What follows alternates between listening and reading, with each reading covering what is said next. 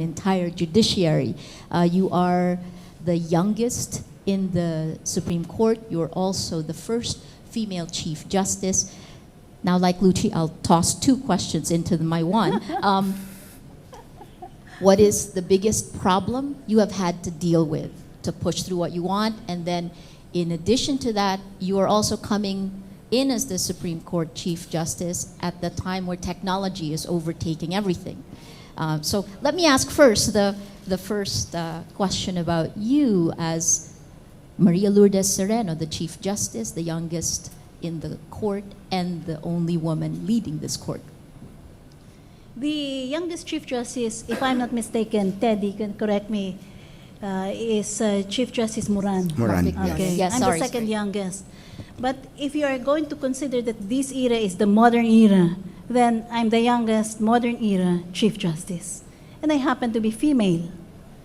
And loaded in the description of my gender is a history of looking at the female as loaded with so many obstacles and burdens. Actually, because my life has evolved in a way that I had to surmount one obstacle after another, I was never surprised by the amount of debris, obstacles that would present themselves along the way.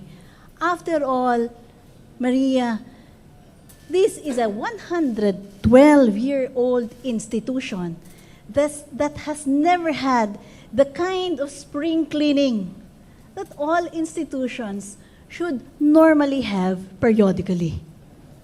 So if you haven't had that kind of reassessment, diagnostics, setting out the parameters, setting the scales again, you can just imagine the kind of work.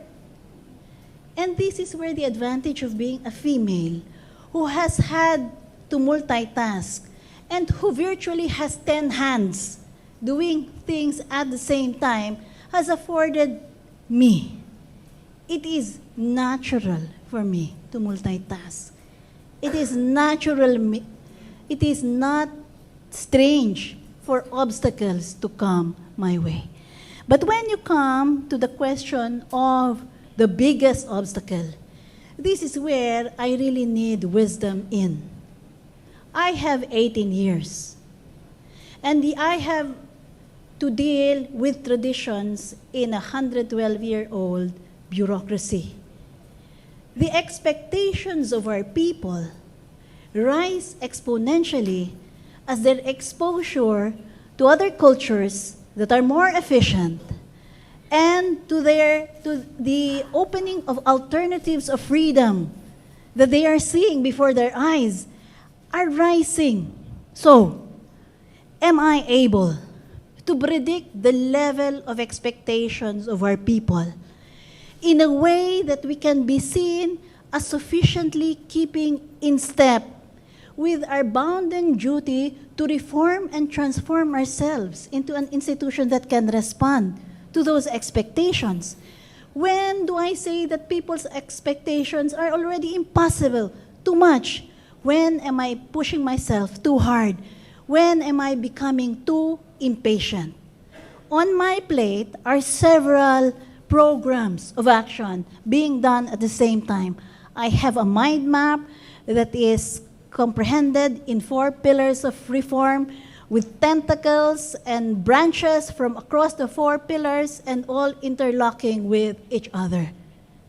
How do you try to run reform for a system where what I do with one affects the other? When am I correct in prioritizing one reform item over that of another? I have already identified to you my sense that one of the main things that I should attend to is shortening the period of detention for detention prisoners, because anyway, they have a 20% conviction rate. So effectively, you are unjust to the extent that 80% of them are suffering undue detention in our detention cells. by any measure that cannot be tolerated. So that is a clear priority for me.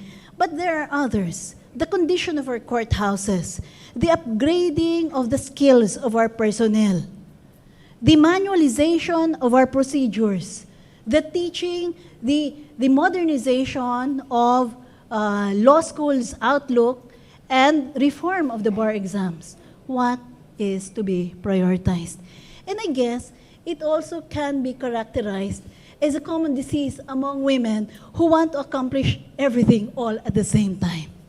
I guess we have to make a choice, and we live and fall on whether our choice has been correct. I hope I am not wrong in the way I am prioritizing things. I hope also that I will be given the grace to really run these things in a way that is not also harmful to myself as a person. And we know how women can be too hard on themselves. That is something that you yourselves have commonly experienced. So that is the prism from which I cope with my day-to-day life. Ma'am, if you don't mind, when you do this, when you're trying to reform a system, obviously people will be disenfranchised. And we're talking in a country with the most endemic corruption, among one of the highest. I guess, is there an instance that you can give us where you've had to deal, when you try to change the system will fight back? Okay. Something specific. No, this is what I do. I know that there are soft points for access by the reform measures that I'm going to undertake. First, my philosophy is that the reform measures must be generated by the internal stakeholders themselves.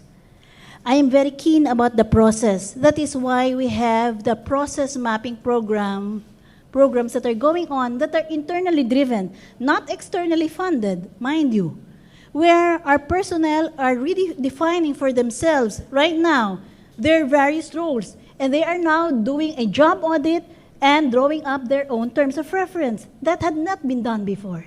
Now, you give them a sense of ownership, and you tell them it is good for you to reform. Just imagine a public that appreciates what you do, that the public that says what you are given in terms of compensation and benefits, you deserve, because you serve with all sincerity and with all efficiency. And when I tell them that they can therefore hold themselves up high, and there will be a future for us when we can say that the judiciary is setting the gold standard for public service, then you can see the wellspring of hope and the drawing out of enough energy for them to be with me, with us, the collective leadership of the court in this reform path. Where is the point of resistance? Amazingly, technology has disabused the minds of people that things cannot be done. There seems to be the idea that technology is enabling things to move faster, so probably we can do things faster as well.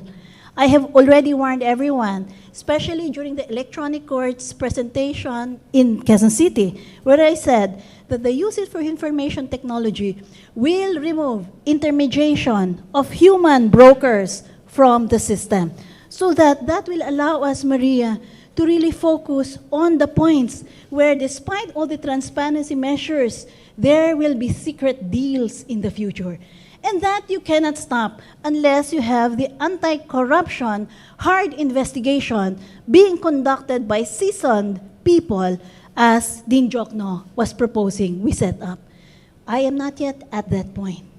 At this point, what I have had is cooperation, because there is still belief that the stakeholders can own reform. There is still the belief that there is a lot of room for improvement. Now, if this is the end of the spectrum from which I am coming, and I will only get to the point of really dealing with the hard problems a bit later, I will tell you what happens then. Thank you, Maria. Howie, Severino from GMA Network. Yeah, ma'am. I want to Hi, reiterate Howie. what the others said by thanking you for this unique opportunity. Thank you, Howie. Yeah, I want to ask about faith, because I know that you're a deeply spiritual person. And I just